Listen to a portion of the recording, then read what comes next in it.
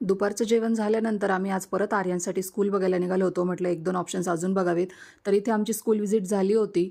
तर संध्याकाळी 5 वाजले होते. म्हटलं चला मस्त चहा घेऊया. येवले अमृततुल्य जवळच होता म्हणून मग तो चहा आम्ही घेतला आणि येताना भाजी मंडईमध्ये गेलो. थोड्याशा भाज्या घेतल्या. भाज्या निवडण्याच्या आधी ना थंडी आहेत म्हणून म्हटलं चला मस्त मेथी लाडू खाऊया. त्यानंतर शेंगदाण्याचा कूट हाताखाली रेडी असेल तर मग भाज्या बनवायला इझी जातं म्हणून मग आधी शेंगदाणे भाजून ठेवले.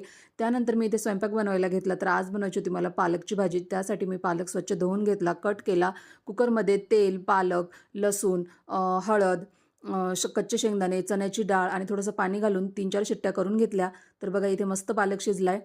हा तुम्ही ग्राइंड करू शकता किंवा आटून घेऊ शकता. कढईमध्ये तेल गरम केलं, जिरं, मोहरी, लसूण, हळद याची फोडणी दिली. आटलेला पालक घातला आणि थोडंसं लाल तिखट टाकलं.